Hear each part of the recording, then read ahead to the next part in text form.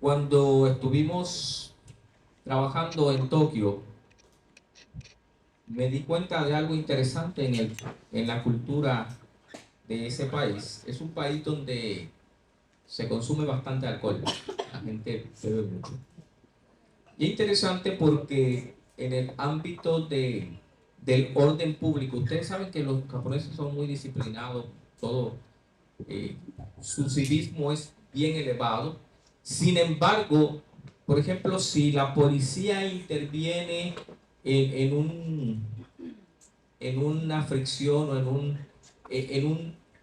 en un momento de desorden público donde una de las partes está bajo los efectos del alcohol, eh, la ley es más leniente con esa persona, es más suave con esa persona porque dicen es que él no, su mente no está clara, o sea, él no puede, no podemos esperar de él el nivel de conducta y de juicio que se espera de alguien que no está bajo los efectos del alcohol.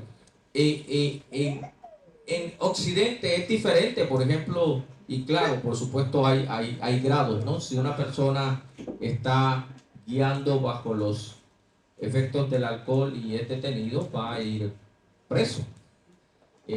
Si se ve envuelto en un accidente automovilístico, pues eso va a ser un agravante por conducir bajo los efectos del alcohol. Definitivamente el alcohol es algo que altera nuestro pensamiento y nuestra conducta. Yo recuerdo cuando joven, había una anécdota en mis compañeros de la high school. Ustedes saben que a veces los jóvenes empiezan a beber más o menos en esa etapa, 16, 17 años. Y uno de ellos que nunca había bebido, parece que en una fiesta que hubo, bebió de más y hizo algunas tonterías.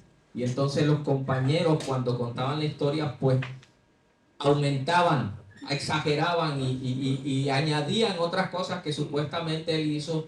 Y él decía, pero es que yo no me acuerdo de eso. Es que, no, si tú no te acuerdas de nada, si tú, como dicen acá en Puerto Rico, borraste qué, borraste cinta. Uh-huh. La Biblia nos habla en diferentes ocasiones o nos da instancias del efecto que tiene el alcohol en la gente. En Génesis, el primer ejemplo lo tenemos en Génesis, el capítulo 9. Génesis capítulo 9. Y dice el versículo 10, 20, 9, 20. Dice, después comenzó Noé a labrar la tierra y plantó una viña. Y bebió del vino y se embriagó. Y estaba desnudo en medio de su tienda. Y Cam, padre de Canaán, vio la desnudez de su padre y le dijo a sus dos hermanos que estaban afuera. Entonces Sem y Jafet tomaron la ropa y la pusieron sobre sus propios hombros y andando hacia atrás cubrieron la desnudez de su padre, teniendo sus rostros viendo hacia otra dirección, y así no vieron la desnudez de su padre. Y despertó Noé de su embriaguez y supo lo que le había hecho su hijo más joven. Es decir, que Noé no se enteró de lo que pasó. Fueron sus hijos los que le dijeron lo que había sucedido. Vamos a Proverbios capítulo 25, perdón, Proverbios capítulo 23 y versículo 29. Proverbios 23, 29 dice, ¿para quién será el ay? ¿Para quién el dolor? ¿Para quién las rencillas? ¿Para quién las quejas? ¿Para quién las heridas en balde? ¿Para quién lo amoratado de los ojos? Y después responde, para los que se detienen mucho en qué? En el vino, para los que van buscando la mistura. No mires al vino cuando rojea, cuando resplandece su color en la copa, se entra suavemente. Mas al fin, como serpiente morderá y como áspid dará dolor. Tus ojos mirarán cosas extrañas y tu corazón hablará qué? Perversidades.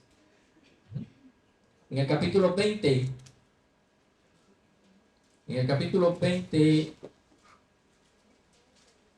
y el versículo 1 dice, el vino es que escarnecedor y la sidra alborotadora. Y cualquiera que por ellos yerra no es sabio.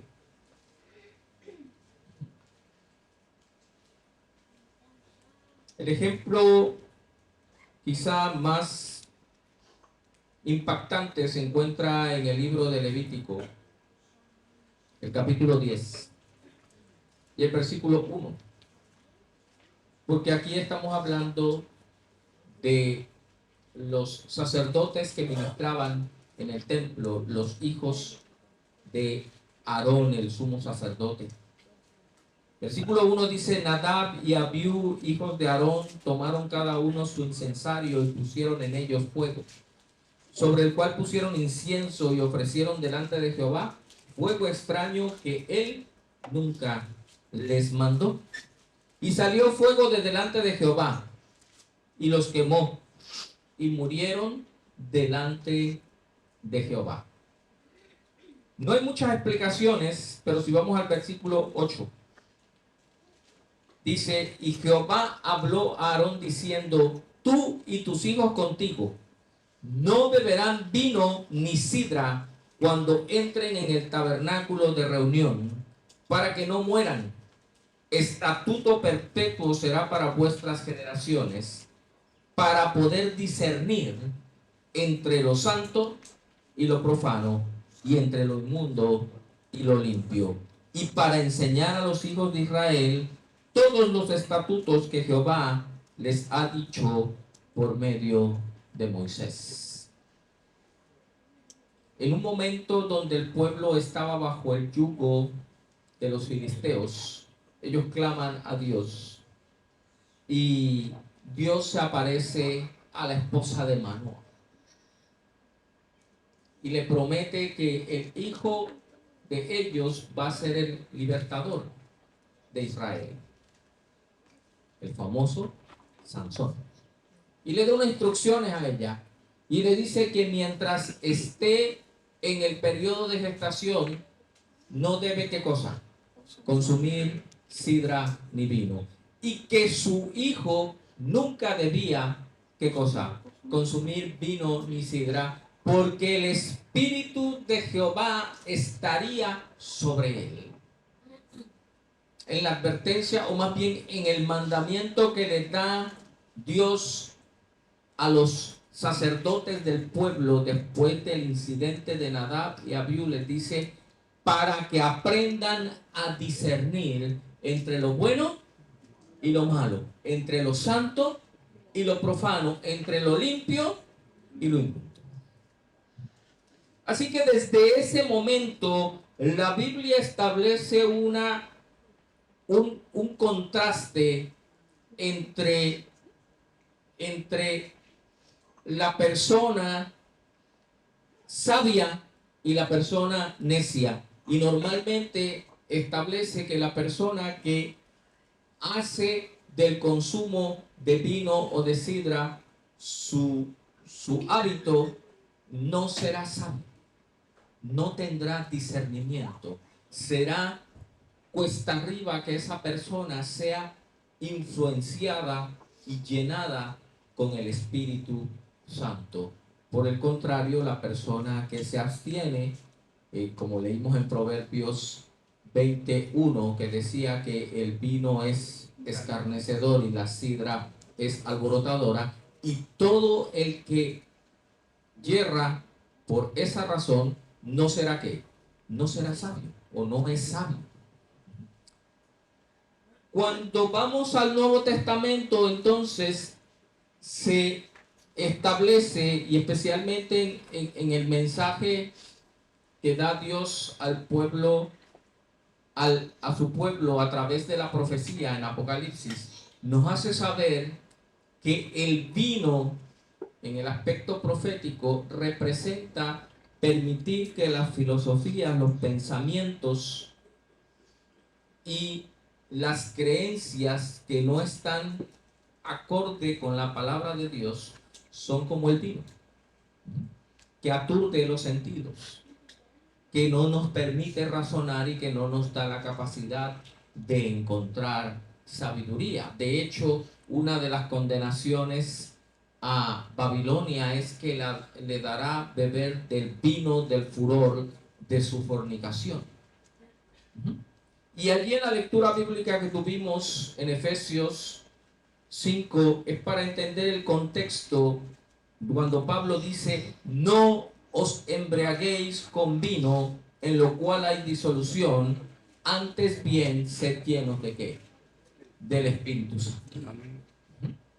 Es decir, si queremos ser llenos del Espíritu Santo, así como en el ámbito fisiológico, si queremos tener una mente clara y un juicio correcto, debemos evitar ¿qué?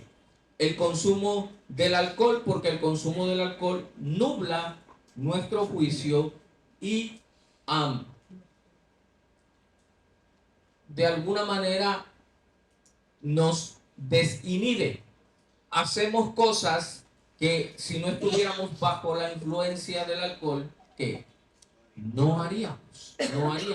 De igual forma, si queremos ser llenos del Espíritu Santo, necesitamos ser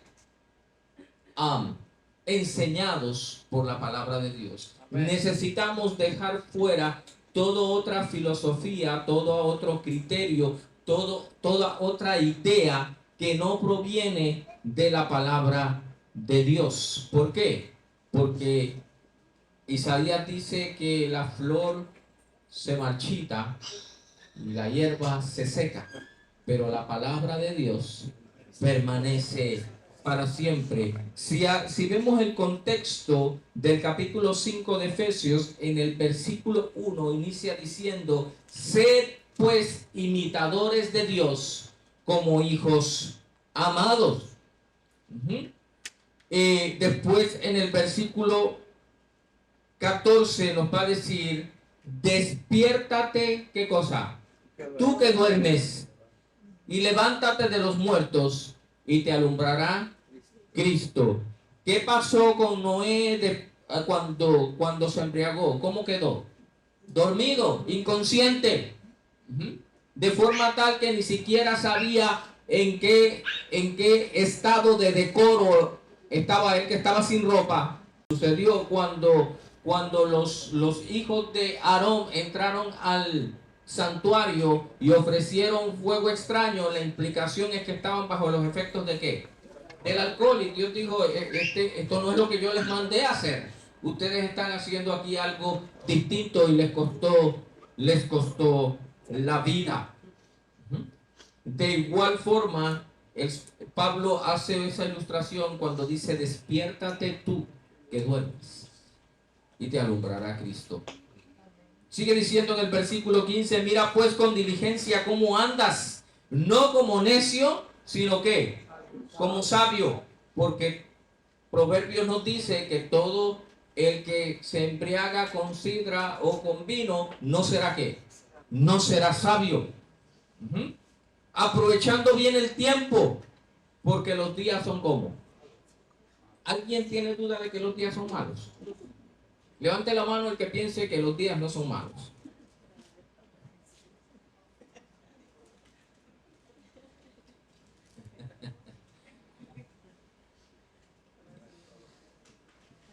No, y vuelve a repetir, y vuelve a decir en el versículo 17: por tanto no seas insensato, sino entendido de cuál es la voluntad de Dios. Y ahí es donde incluye el versículo: no se embriaguen con vino, en lo cual hay disolución, antes bien, sed llenos del Espíritu Santo. Y nos da algunas evidencias de cuando permitimos que sea el Espíritu el que gobierne nuestras vidas. Dice que hablarán entre ustedes con salmos, con himnos y con cánticos espirituales, cantando y alabando al Señor en sus corazones. Seremos agradecidos, dando gracias siempre por todo al Dios y Padre, en el nombre de nuestro Señor Jesucristo. y sobre todas las cosas estaremos dispuestos a hacer la voluntad de Dios.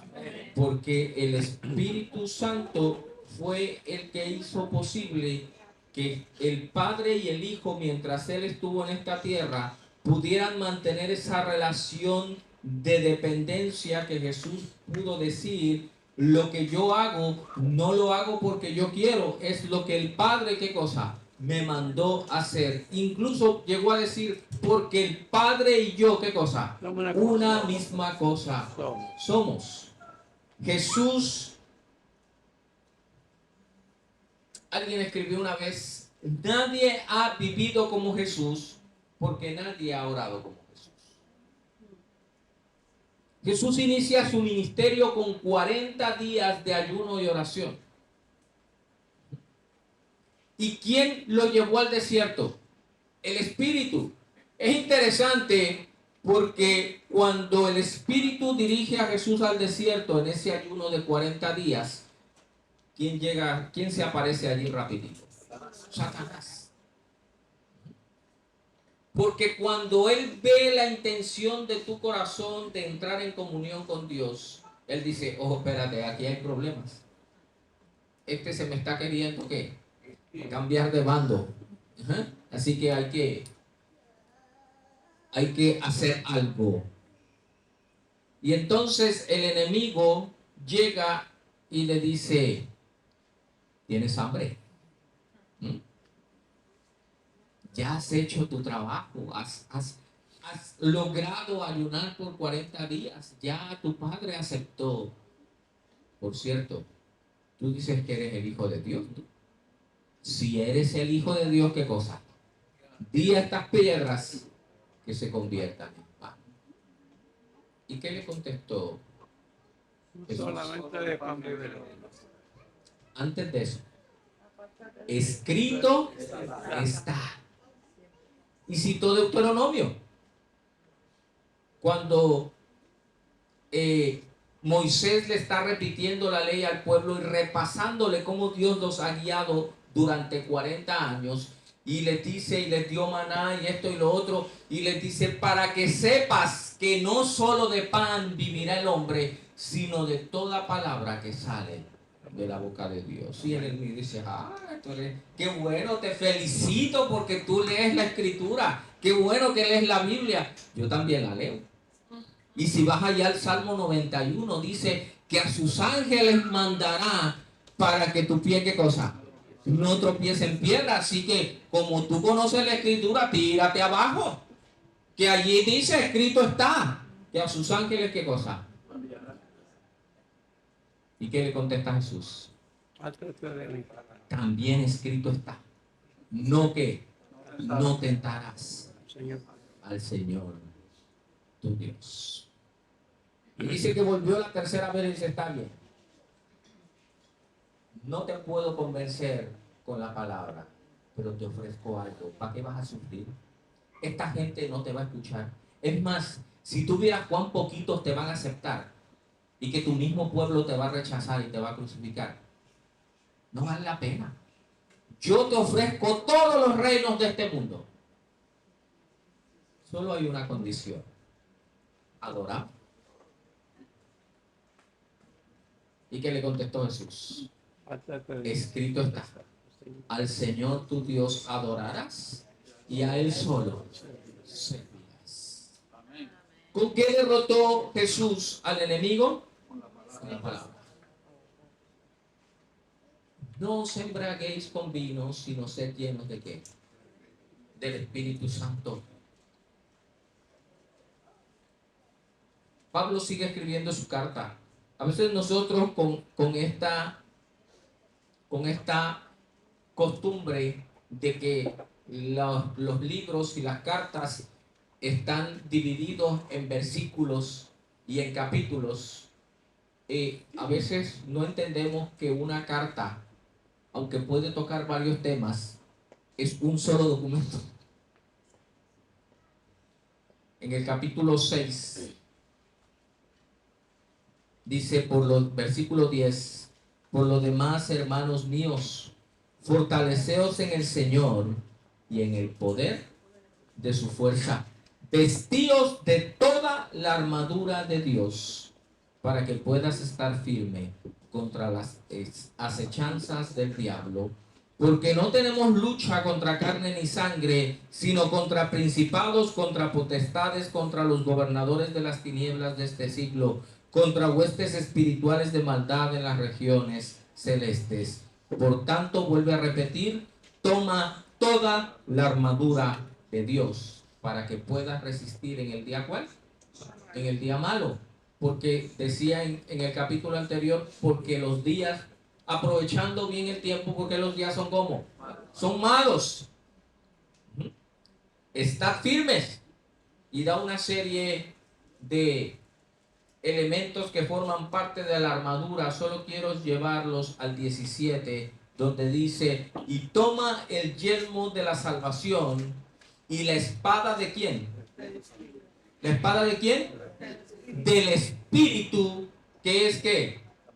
La palabra de Dios. No os embriaguéis con vino, en lo cual hay disolución, sino más bien sed llenos del Espíritu Santo. Y esa es nuestra mayor necesidad. Nuestra vida espiritual personal, nuestra vida espiritual familiar, nuestra vida espiritual congregacional no va a ser más profunda que nuestra relación y nuestra disposición a pedir y a recibir el Espíritu Santo en nuestras vidas. Ser llenos del Espíritu Santo. Ese es el deseo de Dios para nosotros. De hecho, Él dijo, yo me voy, pero no los voy a dejar solos. Voy a enviar al Consolador para que esté con ustedes, ¿cuánto tiempo? Para siempre. Para siempre, al Espíritu de verdad. Y Él les hará saber todas las cosas. Unos capítulos antes, en el capítulo 3, Pablo le dice a la iglesia de Éfeso en el versículo 14, por esta causa doblo mis rodillas ante el Padre de nuestro Señor Jesucristo, de quien toma nombre toda familia en los cielos y en la tierra, para que os dé conforme a las riquezas de su gloria el ser fortalecidos con poder en el hombre interior. ¿Por qué? Por su espíritu. Esa es la meta más alta, esa es la obra más importante del Espíritu Santo en la tierra. Que podamos llegar nosotros a ser fortalecidos en el ser interior. Amén. El Espíritu de Dios dio dones a la iglesia, ¿sí o no? Sí. Y son muchos. Y dice que fueron dados para la edificación del cuerpo de Cristo, que es la iglesia. Pero por encima de los dones del Espíritu está el deseo del Espíritu de llenar nuestra vida con la plenitud de Dios. Y Él lo dice en el versículo 19. Dice, y de conocer el amor de Cristo que excede a todo conocimiento, para que sean llenos ¿de qué? De toda la plenitud de Dios. Es decir, para que Cristo, dice en otra de las cartas, para que Cristo habite por la fe en nuestros corazones. En el versículo 17 lo dice, para que Cristo habite por la fe en nuestros corazones. Yo estoy a la puerta y llamo. Es la última invitación del Espíritu a la iglesia en este tiempo final. Yo estoy a la puerta y ¿qué? Y llamo. Si alguno abre la puerta, entraré, cenaré con él y él conmigo. Para que seamos llenos de la plenitud del Espíritu Santo. El apóstol Pedro escribe en su segunda carta y nos dice lo siguiente en el segunda de Pedro capítulo 1. como versículo 3, como todas las cosas que pertenecen a la vida y a la piedad nos han sido dadas por su divino poder. Pedro nos asegura que todo lo que corresponde a nuestra vida de piedad, ya el Señor nos los ha dado por su divino poder. ¿Cuál es ese divino poder? La obra del Espíritu Santo en la tierra y especialmente en el corazón de cada creyente. Nos ha sido dada por su divino poder mediante el conocimiento de aquel que nos llamó por su gloria y excelencia. Participar de estos emblemas que nos recuerdan que hay salvación disponible, que podemos ser reconciliados, que como decimos comúnmente es una oportunidad para iniciar una página que en blanco, que esa página en blanco sea la oportunidad para que decidamos de manera individual ser llenos del Espíritu Santo. Que podamos vivir cada día arraigados y cimentados en cada una de sus promesas para que lleguemos a ser participantes de la naturaleza divina. Que habite Cristo por la fe en nuestros corazones. Amén. Para que nuestro ser interior sea transformado y que se cumpla lo que dice Juan: ahora vosotros sois hijos de Dios. Y aún no se ha manifestado lo que hemos de ser, pero sabemos que cuando Él aparezca, seremos semejantes a Él. ¿Por qué? Porque lo veremos como Él es. Amén. Cuando Dios hizo al hombre, dijo: hagamos al hombre a nuestra imagen y conforme a nuestra semejanza. Y cuando el hombre se separó de Dios, la imagen de Dios fue borrada de tal forma del ser humano que un día Dios se asomó a la tierra y dijo: le pesó en su corazón haber creado al ser humano. Han leído esa historia, ¿verdad? Y después del diluvio, y ver que el ser humano volvió a lo mismo, porque 3 capítulos después del diluvio viene Nimrod y reúne a toda la gente en la llanura de Sinar y les dice: yo tengo la solución, no necesitamos a Dios, vamos a hacer una torre que llegue hasta el cielo. Así que cuando Él quiere inundar otra vez esto, no va a poder con nosotros. Y lo más interesante es que dice que Dios vio lo que estaban haciendo y se dio cuenta que no iban a cambiar de opinión. Dios tuvo que intervenir de una manera sobrenatural para detener en la disposición del corazón del hombre, que era de continuo ¿qué?